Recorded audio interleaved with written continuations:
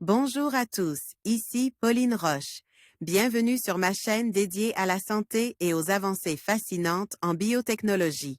Si vous êtes curieux de découvrir comment ces innovations transforment notre bien-être et notre avenir, n'hésitez pas à vous abonner pour ne rien manquer. Prêt à en savoir plus? Bonjour Allons-y! à tous, et bienvenue sur ma chaîne. Aujourd'hui, je vais vous plonger dans l'histoire fascinante des Jeux paralympiques, qui ont vu le jour il y a 76 ans.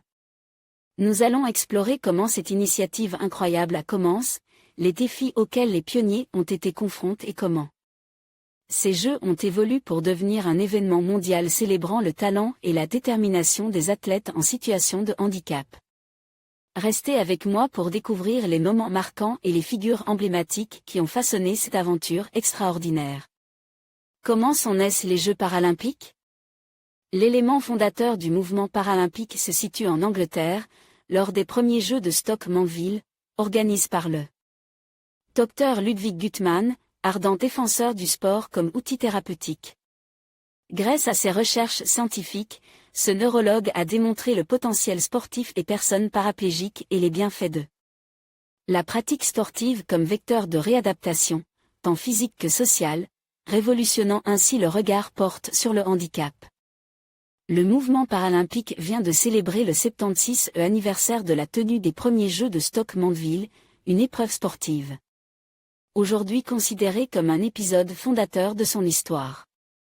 Cette compétition de tir à l'arc se déroula le 29 juillet 1948 au sein de l'hôpital de Stoke Mandeville, Aylesbury, Angleterre, et rassembla 16 archers en chaise roulante, 14 hommes et 2 femmes.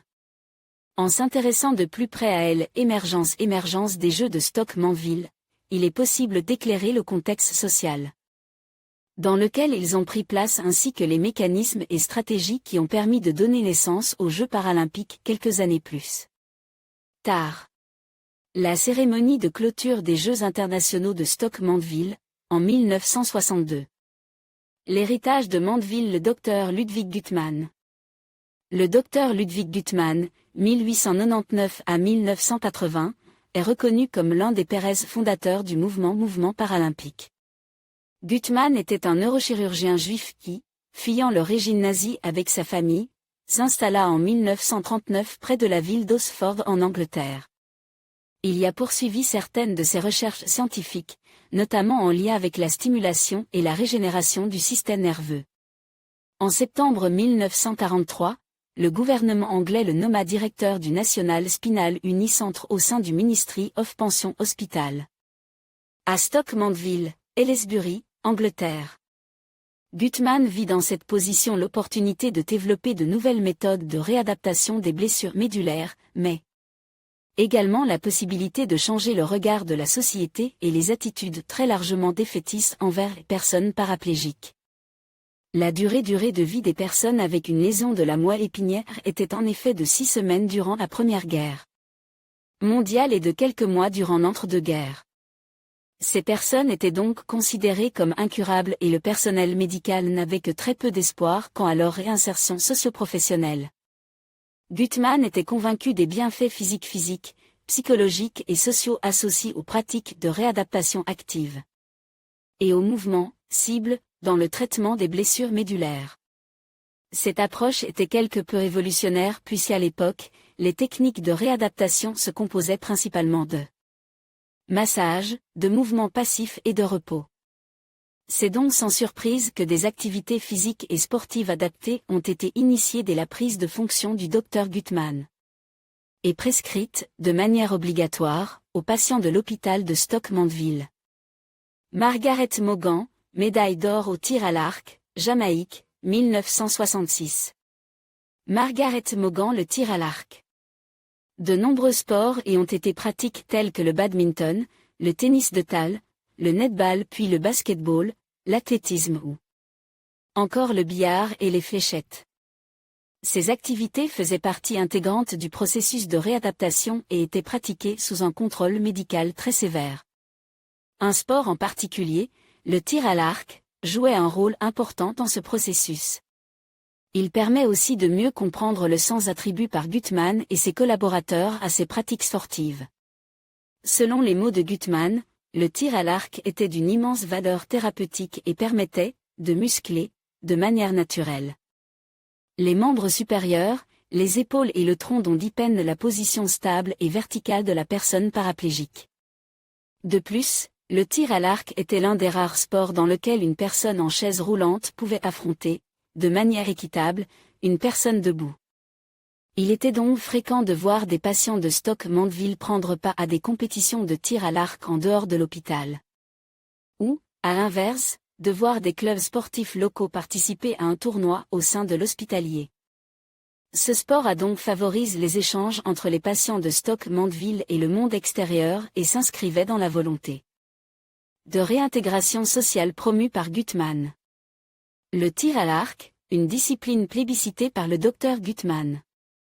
Blog et les Jeux de Stoke Mandeville. Ces différentes rencontres sportives ont favorisé l'organisation récurrente de compétitions sportives pour les personnes blessées à la moelle épinière. Les premiers Jeux de Stoke Mandeville, sous le nom sobre de « Journée sportive », furent organisés le 29 juillet 1948 pour promouvoir le don à l'hôpital d'un bus de transport adapté. Ces Jeux ont été par la suite organisés chaque année, notamment grâce au soutien de la Fédération mondiale des vétérans de guerre, et sont devenus internationaux en 1952 lorsqu'une équipe néerlandaise du Durham Military Rehabilitation Center prend part à la compétition. Ces Jeux prennent rapidement de l'ampleur, que ce soit en termes d'équipes participantes ou en termes de sport pratique. À titre d'exemple, 350 athlètes venant de 20 pays différents s'affrontèrent dans 10 disciplines sportives lors des Jeux de Stoke Mandeville de 1958. Les rappellent que ces compétitions, à l'époque, ne concernaient que les personnes ayant une lésion médulaire. Les Jeux de Stoke Mandeville dans les années 1960. Essays, mécanismes et stratégies d'extension. Mais comment, en quelques années seulement, ces Jeux ont-ils pu devenir la pierre angulaire du mouvement sportif international pour les personnes avec une blessure médulaire? Il est possible d'identifier quelques mécanismes bien distincts qui sont à l'origine de ce développement. Tout d'abord, les anciens patients de l'hôpital de Stoke Mandeville ont joué un rôle prépondérant, en favorisant l'émergence de ces pratiques sportives adaptées une fois transférées dans un nouvel hôpital ou de retour à la vie civile.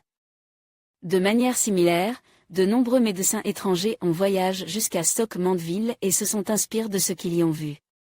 Ensuite, le journal Le Corps, créé par 6 ex-patients de Stoke Mandeville pour promouvoir les intérêts des patients et pour propager dans la vie civile, cet esprit de camaraderie qui a germe dans les centres de réadaptation et à l'hôpital. Ce journal facilite l'exportation à l'international des nouvelles méthodes développées par Guttmann et diffuse les principaux résultats sportifs. Aujourd'hui, seule une poignée d'éditions complètes du journal Le Corps existe encore.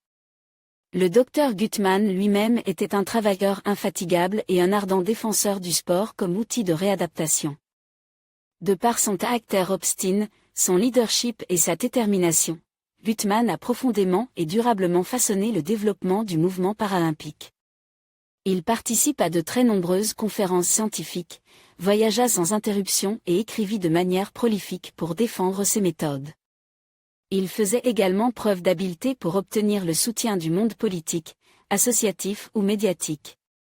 Des représentants de l'élite politique anglaise, de la famille royale britannique ou encore des stars du cinéma étaient systématiquement invités à prendre part aux cérémonies d'ouverture ou de clôture, ainsi qu'aux remises des médailles, lors des Jeux de Stoke Mandeville.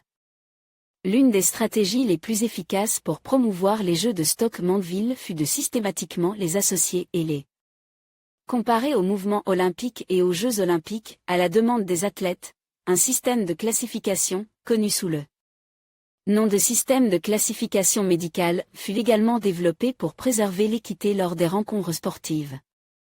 Sur la base d'un diagnostic médical uniquement établi par des médecins, les athlètes étaient classés en fonction de la sévérité de leur atteinte médulaire.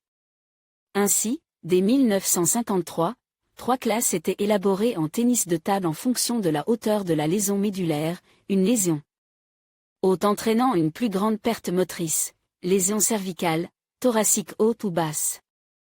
Ce système de classification, qui a considérablement évolué depuis lors, mais qui reste toujours conteste, a permis la codification de ces rencontres sportives et donc leur pérennisation. Enfin, l'une des stratégies les plus efficaces pour promouvoir les Jeux de Stoke Mandeville fut de systématiquement les associer et les comparer au mouvement olympique et aux Jeux olympiques.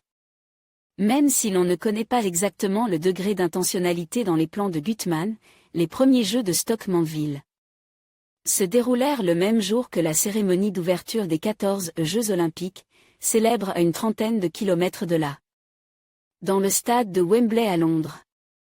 Les Jeux de Stoke Mandeville étaient également décrits comme les Jeux olympiques des paraplégiques, ou simplement les Jeux olympiques. Dès 1949, Guttmann déclarait lors d'un discours qu'un jour, les Jeux de Stoke Mandeville deviendront l'équivalent des Jeux olympiques. Guttmann a poussé cette stratégie plus loin en organisant les Jeux internationaux de Stoke Mandeville de 1960 dans la ville de Rome. La même où s'était tenue à peine quelques semaines avant les Jeux olympiques.